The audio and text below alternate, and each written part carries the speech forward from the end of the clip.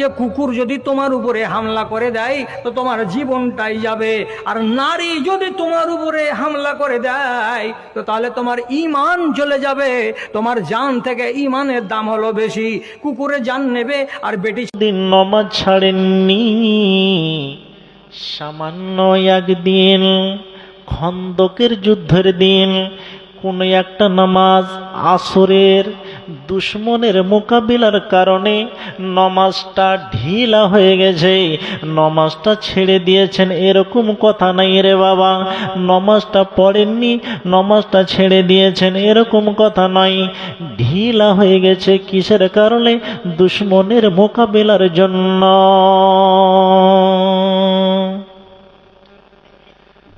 রাসূল জানতে পারলেন যে এখন যদি আমরা নামাজ খাড়ো করি আরম্ভ করি তাহলে দুশ্মনেরা আসবে আর এসে আমাদেরকে আক্রমণ করবে। আল্লাহ পাকের রাসূল জানার পর সাহাবীদেরকে বারণ করলেন, তোমরা এখন নামাজ অর্থাৎ জামাত আরম্ভ করিও না। কেন? দুশ্মনেরা মনে মনে ভেবে আছে এরা যখনই নামাজ আরম্ভ করবে এরা ডান দিকেও তাকাবে না, বাম দিকেও তাকাবে না, আর ওই হালাতে আমরা গিয়ে আক্রমণ করব। রাসূল যেমনই জানতে পারলেন সাহাবীদেরকে বললেন, সাবধান সাবধান সাবধান, এখন নামাজ আরম্ভ করিও না। এখন যদি নামাজ আরম্ভ করো তাহলে দুশমনেরা আমাদেরকে আক্রমণ করতে পারে। তার জন্য আল্লাহ পাকের রাসূল নিষেধ করে দিলেন, বারণ করে দিলেন। আর বারণ করে দেওয়ার পর ওই তিনটার নামাজ কিংবা সোয়া তিনটার নামাজ 4টায়, 5টায়, 5:30টায়, 4:45টায় নিয়ে চলে গেল। একেবারে সূর্য ডুবু ডুবু হয়ে গেল। এরকম সময় পর্যন্ত আল্লাহ পাকের রাসূল নামাজটা এখনো পড়তে পারেননি। তখন আল্লাহ পাকের রাসূল দুঃখের জ্বালায় সহ্য করতে না পেরে, আল্লাহ পাকের রাসূল রাগকে কন্ট্রোল করতে না পেরে মক্কার মুশরিকদের দিকে তাকিয়ে আঙুল তুলে বললেন, মালা আল্লাহ বুয়ুতাহুম ওয়া কুবুরাহুমুন নারা সাগালুনা আনিস সালাতে। হে আল্লাহ রাব্বুল আলামিন, যেন এই মুশরিকদের বাড়িতে আর এই মুশরিকদের কবরে যেন আগুন ভরে দেয়।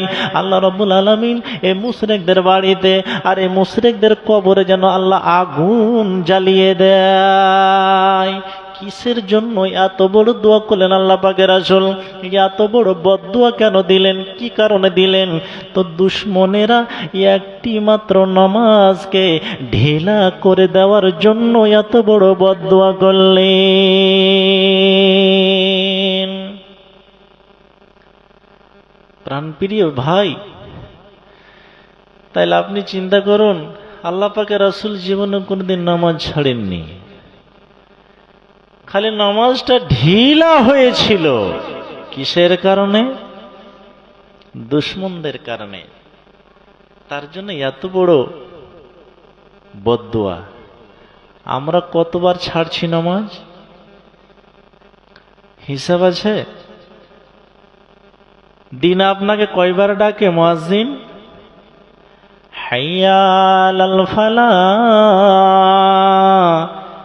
হাইয়া আলাল ফালাহ। মিনার হতে ভাসিছে আজান, মিনার হতে ভাসিছে আজান, হাইয়া আলাল ফালাহ। লাঙ্গল ফেলিয়া মসজিদে চলো, ভুলবে মনের জ্বালা রে, ভুলবে মনের জ্বালা।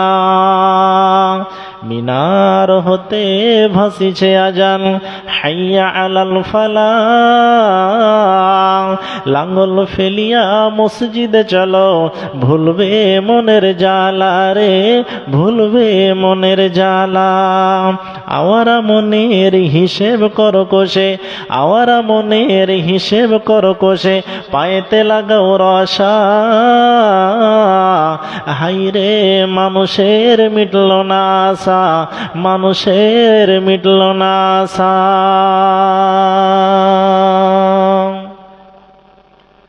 আপনাকে ডাক দেয় মুয়াজ্জিন, কি বলে? হাইয়া আলাস সালাহ, এসো সলাতের দিকে আগিয়ে আসো, এসো সলাতের দিকে আগিয়ে আসো। তারপরই বলছেন হাইয়া আলাল ফালাহ, এসো কল্যাণের দিকে আসো, কল্যাণের দিকে আসো, কামিয়াবির দিকে আসো। কিন্তু হতভাগা মুসলমান, আমরা সলাতের দিকেও আগিয়ে আসি না, আমরা কামিয়াবের দিকেও আগিয়ে আসি না।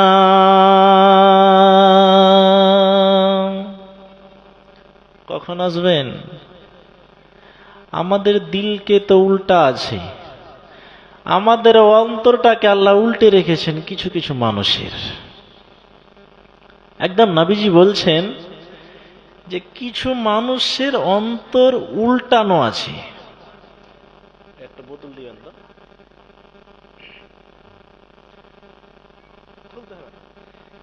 এটা একটা বোতল, বুঝাবার জন্য বলছি, বুঝাবার জন্য বলছি আপনাকে যে কিছু মানুষের দিল উল্টানো আছে। এটা একটা বোতল দেখতে পাচ্ছেন, আমি যদি এই ঠিপিটাকে খুলে এইভাবে ধরে থাকি উল্টিয়ে,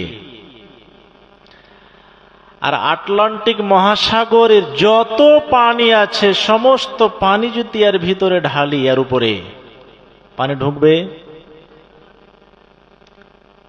বুঝে সুঝে উত্তর দিবেন। পানি ঢুকবে?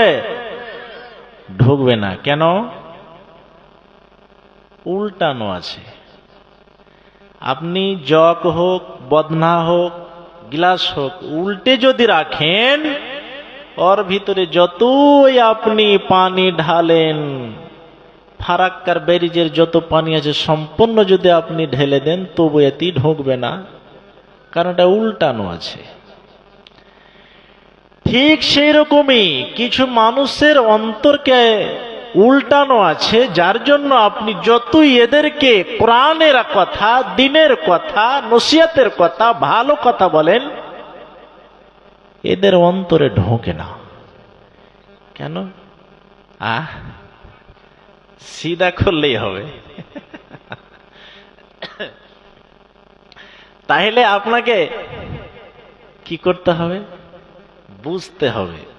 আমরা বুঝি কাফেরদের ধারণা আমরা যখন মরে যাব, পচে যাব, গলে যাব, আমাদের ঘাড় হাড্ডিগুলো যখন মাটির সঙ্গে মিশে যাবে, তখন কি আবার আমাদেরকে পুনরুজ্জীবিত করা হবে? এটা কাফেরদের ধারণা। তার মানে আমরা হলাম মুসলমান, আমরা বিশ্বাস করেছি এক আল্লাহকে, আমাদের ঈমান আছে, আমাদের চেতনা হবে, আমাদেরকে আবার মরার পর আল্লাহর কাছে আবার উঠতে হবে, এটাই আমাদেরকে ঈমান রাখতে হবে। আর যারা বেঈমান কাফের, এরা কোনদিন তাদের সন্দেহ হয় আমরা মরে গেলে এখান থেকে আমাদের শেষ, আবার আমাদেরকে পুনরুজ্জীবিত করা হবে না। তো আমার আল্লাহ বলেছেন সূরা নাজিয়াতের 27 নম্বর আয়াত, আল্লাহ বলেছেন তোমরা যারা সন্দেহ করো যে আমাদেরকে আবার পুনরুজ্জীবিত করা হবে কি হবে না, আল্লাহ বলেছেন আনতুম আশাদ্দু খালকান আবিস সামাউ বানাহা। আল্লাহ সুবহানাহু ওয়া তাআলা বলেছেন সপ্তম আসমান, এত উঁচু আসমানকে আমি আল্লাহ বানিয়েছি, তো এই আসমান বানানোটা কঠিন না তোমাদেরকে?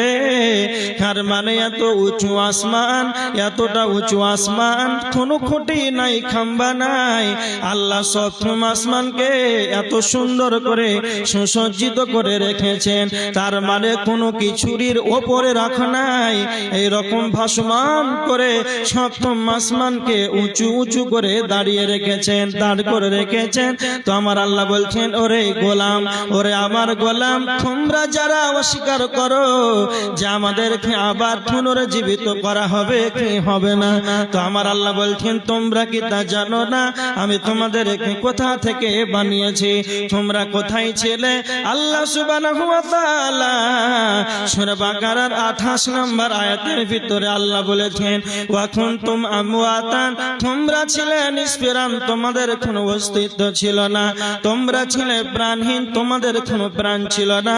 ফাহিয়াকুম, আমি তোমাদেরকে অস্তিত্ব থেকে অস্তিত্ব দিয়েছি।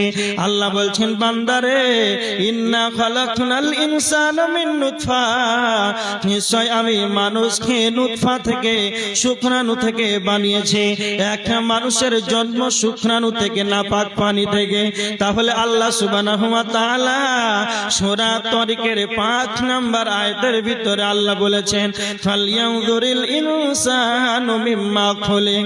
আল্লাহ বলছেন প্রত্যেকের উচিত চিন্তা ভাবনা করা, প্রত্যেকের চিন্তা ভাবনা করা উচিত সে কি বস্তু থেকে সৃষ্টি হয়েছে। তো আমার আল্লাহ বলছেন আমার গোলাম তোমরা তোমাদের সৃষ্টির সূচনা দেখো, তোমাদের সৃষ্টির সূচনা যদি তোমরা দেখো, আমি মহান আল্লাহ তোমাদেরকে পানি থেকে সুন্দর আবায়ন দিয়েছে। যেই মহান আল্লাহ আমাদেরকে পানি থেকে এত সুন্দর পা থেকে মাথা পর্যন্ত আল্লাহ আমাদেরকে এত সুন্দর গঠন দান করেছেন, আবায়ন দান করেছেন।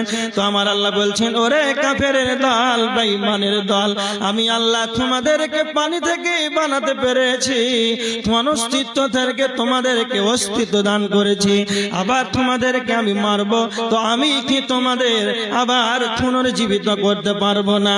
আল্লাহ বলেছেন তোমরা যখন মরে যাবে, পচে যাবে, মাটি তোমাদেরকে যখন খেয়ে নেবে, কোন মাটি তোমাদেরকে খেয়ে নিবে, ওখানে তুমি কোথায় পচে যাবে, কোথায় পড়ে রবে, এই ইলম এই জ্ঞান আমার আল্লাহ রয়েছে।